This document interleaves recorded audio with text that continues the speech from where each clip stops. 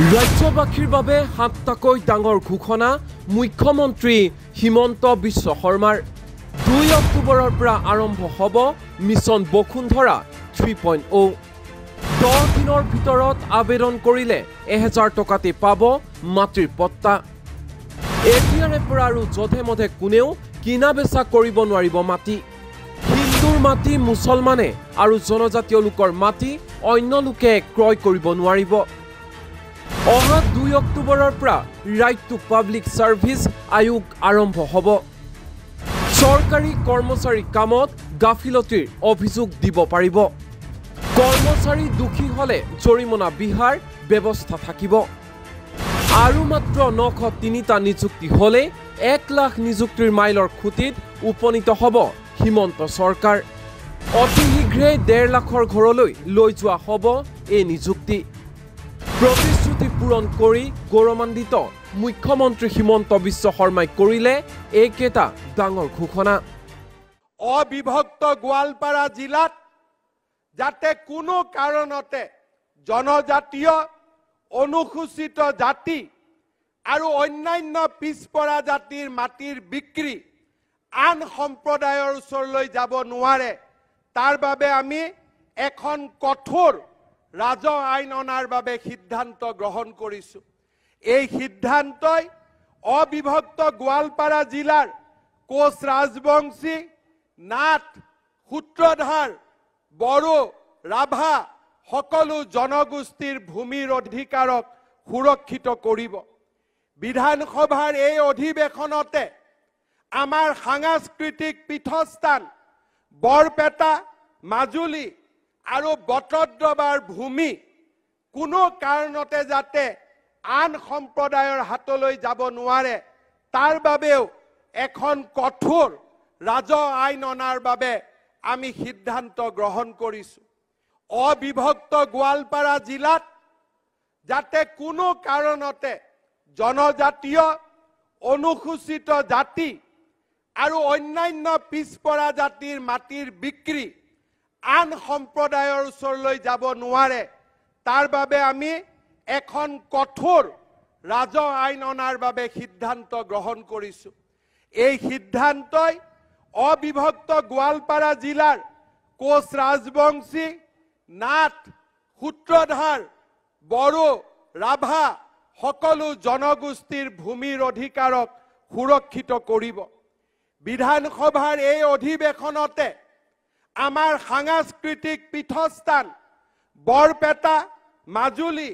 আৰু বটদ্ৰৱাৰ ভূমি কোনো কাৰণতে যাতে আন সম্প্ৰদায়ৰ হাতলৈ যাব নোৱাৰে তাৰ বাবেও এখন কঠোৰ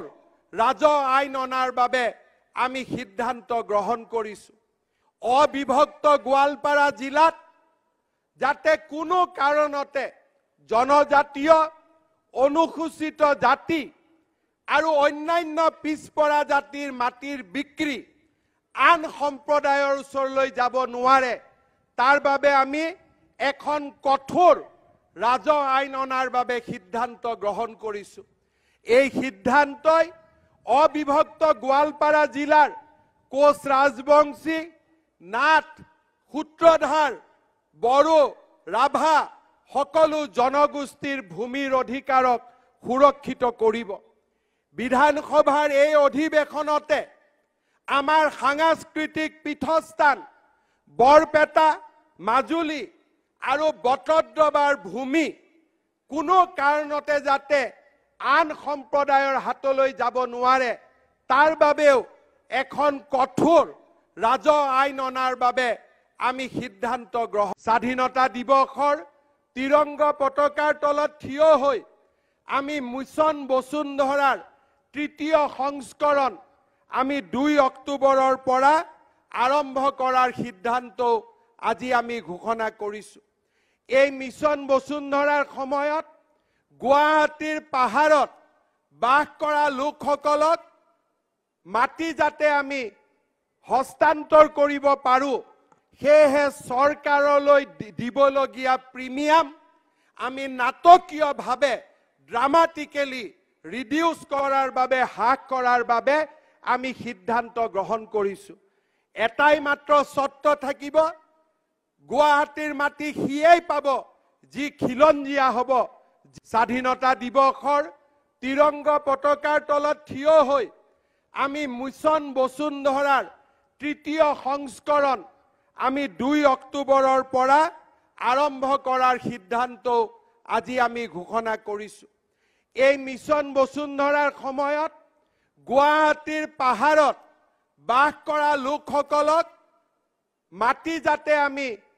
হস্তান্তৰ কৰিব পাৰোঁ, সেয়েহে চৰকাৰলৈ দিবলগীয়া প্ৰিমিয়াম আমি নাটকীয়ভাৱে ড্ৰামাটিকেলি ৰিডিউচ কৰাৰ বাবে, হ্ৰাস কৰাৰ বাবে আমি সিদ্ধান্ত গ্ৰহণ কৰিছোঁ। এটাই মাত্ৰ চৰ্ত থাকিব, গুৱাহাটীৰ মাটি সিয়েই পাব যি খিলঞ্জীয়া হ'ব। স্বাধীনতা দিৱসৰ তিৰংগ পতাকাৰ তলত থিয় হৈ আমি মিছন বসুন্ধৰাৰ তৃতীয় সংস্কৰণ আমি 2 অক্টোবৰৰ পৰা আৰম্ভ কৰাৰ সিদ্ধান্ত আজি আমি ঘোষণা কৰিছোঁ। এই মিছন বসুন্ধৰাৰ সময়ত গুৱাহাটীৰ পাহাৰত বাস কৰা লোকসকলক মাটি যাতে আমি হস্তান্তৰ কৰিব পাৰোঁ, সেয়েহে চৰকাৰলৈ দিবলগীয়া প্ৰিমিয়াম আমি নাটকীয়ভাৱে ড্ৰামাটিকেলি ৰিডিউচ কৰাৰ বাবে, হ্ৰাস কৰাৰ বাবে আমি সিদ্ধান্ত গ্ৰহণ কৰিছোঁ। এটাই মাত্ৰ চৰ্ত থাকিব, গুৱাহাটীৰ মাটি সিয়েই পাব যি খিলঞ্জীয়া হ'ব। স্বাধীনতা দিৱসৰ তিৰংগ পতাকাৰ তলত থিয় হৈ আমি মিছন বসুন্ধৰাৰ তৃতীয় সংস্কৰণ আমি 2 অক্টোবৰৰ পৰা আৰম্ভ কৰাৰ সিদ্ধান্ত আজি আমি ঘোষণা কৰিছোঁ। এই মিছন বসুন্ধৰাৰ সময়ত গুৱাহাটীৰ পাহাৰত বাস কৰা লোকসকলক মাটি যাতে আমি হস্তান্তৰ কৰিব পাৰোঁ, সেয়েহে চৰকাৰলৈ দিবলগীয়া প্ৰিমিয়াম আমি নাটকীয়ভাৱে ড্ৰামাটিকেলি ৰিডিউচ কৰাৰ বাবে, হ্ৰাস কৰাৰ বাবে আমি সিদ্ধান্ত গ্ৰহণ কৰিছোঁ। এটাই মাত্ৰ চৰ্ত থাকিব, গুৱাহাটীৰ মাটি সিয়েই পাব যি খিলঞ্জীয়া হ'ব।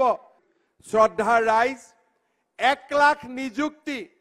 কাৰোবাৰ বাবে নিৰ্বাচনী চমক আছিল। নিৰ্বাচনৰ সময়ত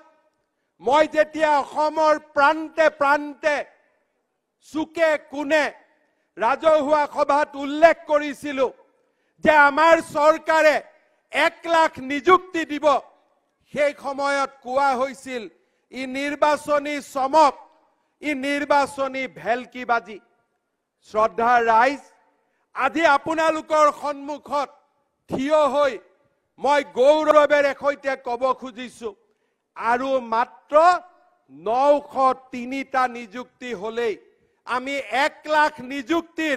সেই মাইলৰ খুঁটাত গৈ আমি থিয় হ'ম। এখন গৌৰৱী অসমৰ আজি আমি পৰিচয় ভাৰতবৰ্ষত নিৰ্মাণ কৰিম। শ্ৰদ্ধাৰ ৰাইজ,